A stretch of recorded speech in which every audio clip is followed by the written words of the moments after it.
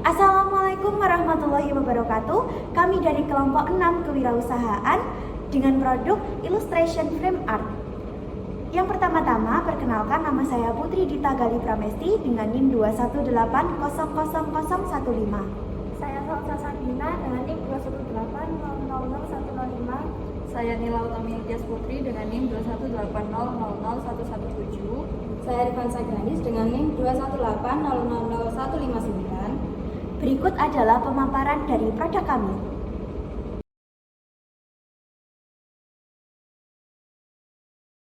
Berikut ini merupakan latar belakang dari produk kami. Industri seni dan kreatif telah menjadi bagian integral dari kehidupan manusia, menawarkan berbagai bentuk ekspresi visual yang menginspirasi dan memperkaya pengalaman.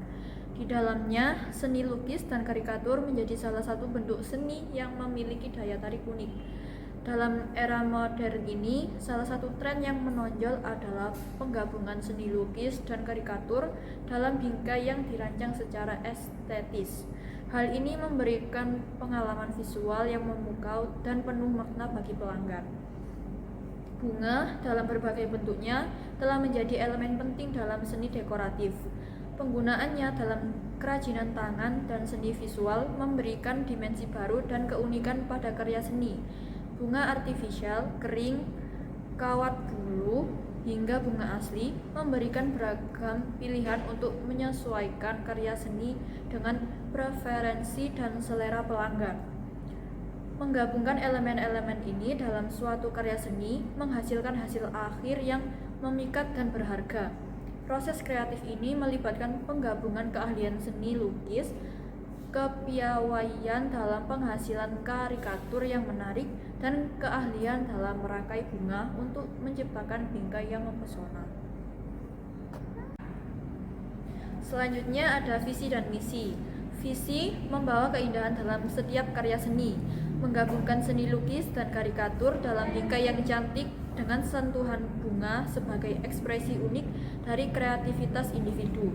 Misi yang pertama, memberikan karya seni berkualitas tinggi, menghasilkan karya seni yang memenuhi standar tinggi dalam seni lukis, karikatur, dan pengerjaan bingkai, mencerminkan keahlian dan dedikasi kami. Yang kedua, memadukan kreativitas dengan keinginan pelanggan, mendengarkan dan memahami keinginan klien sehingga setiap karya seni mencerminkan visi pribadi mereka, sambil memberikan sentuhan unik dari seni lukis, karikatur, dan elemen bunga. Ketiga, menggunakan bahan berkualitas dan ramah lingkungan, memastikan penggunaan bahan-bahan yang ramah lingkungan dan berkualitas tinggi dalam setiap karya, termasuk bunga artifisial, bunga kering, bunga kawat bulu, atau bunga asli sesuai dengan preferensi pelanggan. Keempat, inovasi dalam desain bingkai.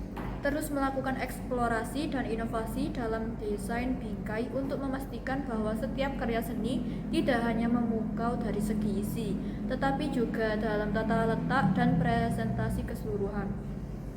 Yang kelima, memberikan pengalaman pelanggan yang memuaskan. Memastikan kepuasan pelanggan dengan memberikan pelayanan yang ramah, responsif, dan menyediakan karya seni tepat waktu sesuai dengan keinginan mereka. Lalu selanjutnya ada struktur organisasi. Struktur organisasi usaha ini terdiri dari satu, pemimpin, yaitu untuk mengontrol kinerja dari para manajer, bertanggung jawab terhadap keputusan yang diambil, dan mencari solusi atas segala permasalahan yang timbul dalam perusahaan. Yang kedua, ada bagian keuangan dan administrasi. Tugasnya mengatur laporan keuangan perusahaan meliputi neraca keuangan dan arus kas. Yang ketiga, ada manajer produksi. Tugasnya yaitu memastikan pemasokan dan persediaan bahan baku, pengolahan alur proses produksi, memastikan jumlah produk yang dihasilkan, dan persediaan produk.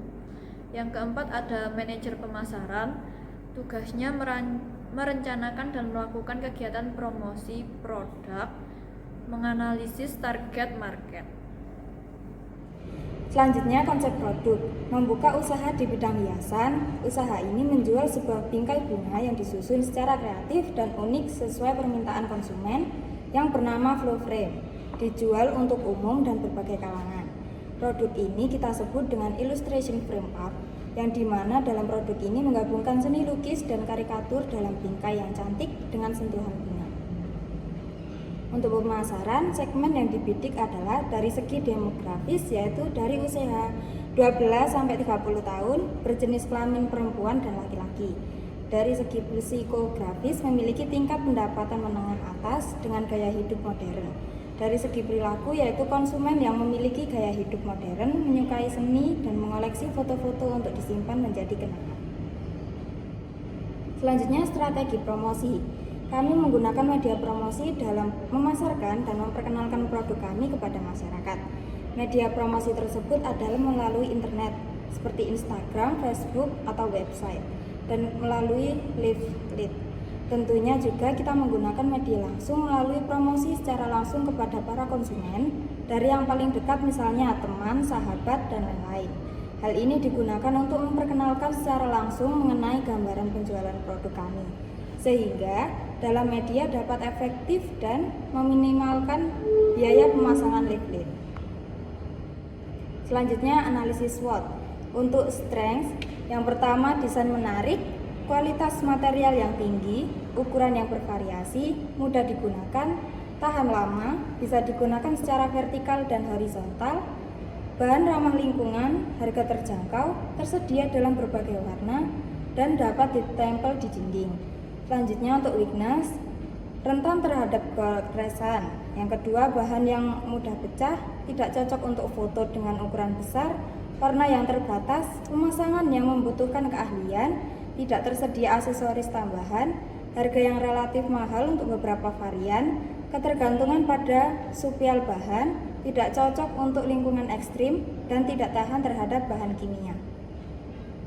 Selanjutnya yaitu opportunities, peningkatan permintaan bingkai foto, pengembangan varian baru, kerjasama dengan fotografer profesional, ekspansi pasar, kemitraan dengan toko peralatan fotografi, penjualan online, kustomisasi bingkai foto, penggunaan bahan ramah lingkungan, partisipasi dalam pameran, peralatan rumah tangga, kolaborasi dengan kesenian lokal.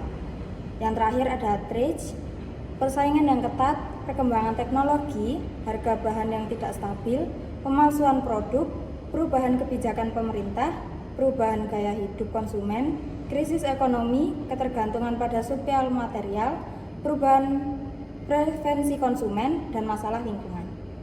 Yaitu ada tabel analisis keuangan yang berisikan barang, jumlah, harga satuan, total harga. Untuk penggunaan cat air dalam proses produksi dapat dipakai sebanyak 10 kali produksi. Berarti 3.500 bagi 10 kali produksi sama dengan Rp350. Penggunaan buku gambar dalam proses produksi dapat dipakai sebanyak 5 kali. Berarti 17.000 dibagi 5 kali produksi sama dengan 3.400. Penggunaan box kardus dalam proses produksi dapat dipakai sebanyak 5 kali produksi, berarti 2.000 dibagi 5 kali produksi sama dengan Rp400. Penggunaan tali pita dalam proses produksi dapat dipakai sebanyak 15 kali produksi, berarti 7.000 dibagi 15 kali sama dengan Rp466. Penggunaan stiker dalam proses produksi dapat dipakai sebanyak 5 kali, berarti 2.250 dibagi 10 kali produksi sama dengan Rp225. Penggunaan box kardus dalam proses produksi dapat dipakai sebanyak 5 kali produksi, berarti 2.250 dibagi 10 kali produksi sama dengan Rp2.225. Selanjutnya yaitu perhitungan total biaya variabel selama 1 bulan dan harga per pack produk.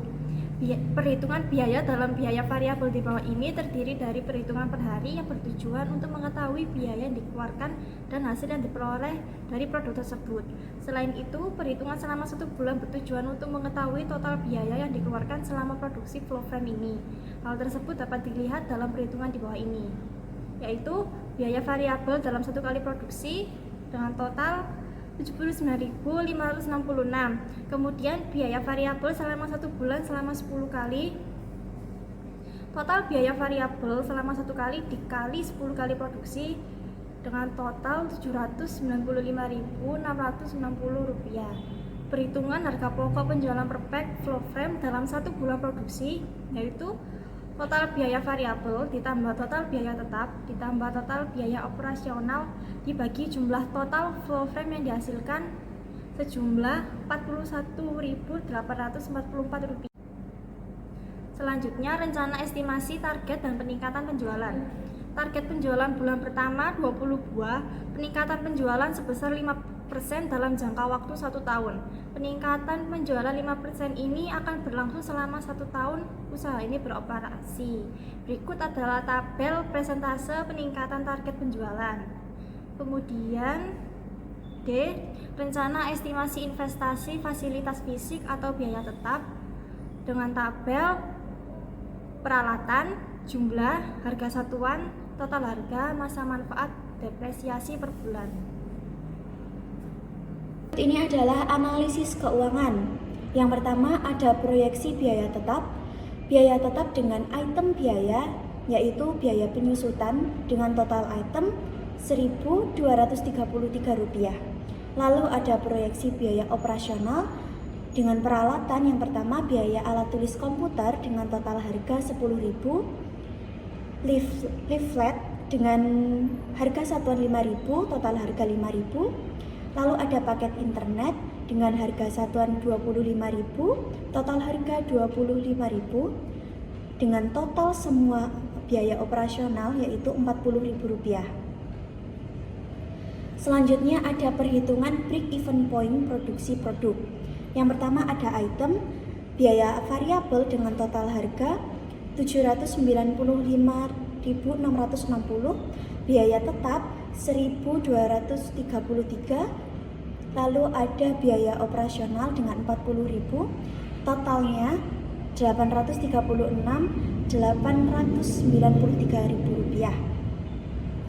Lalu ada analisis keuangan. Yang pertama, perhitungan estimasi harga jual produk dengan keterangan total biaya produksi 20 pieces dengan total harga Rp836.893.000, biaya produksi per pieces Rp41.844.000, harga jual Rp55.000 dengan laba Rp13.156. Lalu ada profit penjualan produk dengan keterangan penjualan banyaknya 20, harga satuan Rp55.000 dengan total Rp1.100.000. Lalu ada total biaya dengan total Rp836.893.000 dengan laba Rp263.107.000. Break even point atau BEP dengan total biaya tetap atau harga jual biaya variabel yaitu Rp32.000 dibagi Rp55.000 dikali 41.844 sama dengan 2,5. Dari perhitungan di atas maka dapat diproyeksikan BEP akan terjadi pada penjualan menyentuh angka 2,5 dengan target penjualan pada bulan pertama sebesar 20 pieces. Maka BEP akan tercapai pada 2-3 kali produksi. Lalu ada sumber modal produksi dengan keterangan kas senilai Rp300.000, kebutuhan modal awal dengan kas Rp300.000, dengan modal pribadi Rp300.000. Lalu ada analisis keuntungan bersih atau benefit. Presentase peningkatan penjualan. Yang pertama, target penjualan 20 pack dengan estimasi pendapatan Rp1.100.000, estimasi profit Rp263.107. Lalu 5% dengan 21 pack Rp1.155.000 dengan estimasi profit Rp318.107.000. Lalu 5% dengan 22 pack target penjualan dengan estimasi Rp1.210.000 dengan estimasi profit Rp373.107.000. Lalu ada persentase penjualan 5% dengan 23 pack Rp1.263.000 dengan estimasi profit Rp428.107.000. Lalu ada persentase peningkatan penjualan 5% dengan 24 pack Rp1.320.000 dengan estimasi profit Rp483.107.000. Lalu ada peningkatan penjualan 5% dengan 25 pack dengan estimasi pendapatan Rp1.375.000 dengan estimasi profit Rp538.107.000. Lalu dengan persentase peningkatan penjualan 5%, target penjualan 26 pack dengan estimasi pendapatan Rp1.430.000 dengan estimasi profit Rp593.107.000. Lalu ada peningkatan penjualan 5% dengan target penjualan 27 pack Rp1.485.000 dengan estimasi Rp648.107.000.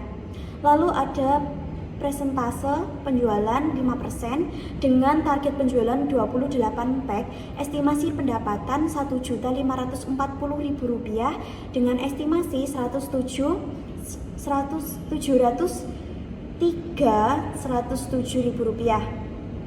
Lalu ada persentase peningkatan penjualan 5% dengan target penjualan 29 pack dengan estimasi pendapatan Rp1.559.000 dengan estimasi profit Rp758.107.000. Lalu dengan persentase peningkatan penjualan 5% dengan target 30 pack, estimasi pendapatan Rp1.650.000 dengan estimasi profit Rp813.107.000. Dan yang terakhir 5% dengan target penjualan 31 pack, estimasi pendapatan Rp1.705.000 dengan estimasi profit Rp868.107.000. Dengan target penjualan bulan pertama 20 pieces, peningkatan penjualan sebesar 5% dan penjualan per unit seharga 55%, Rp55.000 dalam jangka waktu 1 tahun, maka akan diperoleh total profit sebesar Rp6.787.284.000 dengan rincian seperti ini.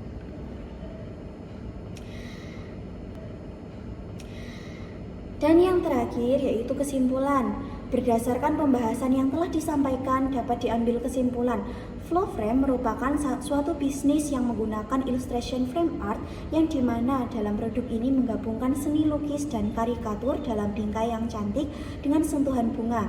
Segmen yang dibidik adalah dari segi demografis, yaitu dari usia 12-30 tahun, berjenis kelamin perempuan dan laki-laki. Dari segi psikografis, memiliki tingkat pendapatan menengah atas dengan gaya hidup modern. Dari segi perilaku, yaitu konsumen yang memiliki gaya hidup modern, menyukai seni dan mengoleksi foto-foto untuk disimpan menjadi kenangan. Selanjutnya ada saran. Kami menyadari bahwa dalam penulisan makalah ini masih banyak terdapat kekurangan. Oleh karena itu, kritik, saran, dan masukan yang sifatnya membangun sangatlah kami harapkan untuk baiknya makalah ini ke depannya. Dan pemaparan dari produk kami, apabila ada kurang lebihnya, kami mohon maaf yang sebesar-besarnya. Akhirul kalam, wassalamualaikum warahmatullahi wabarakatuh.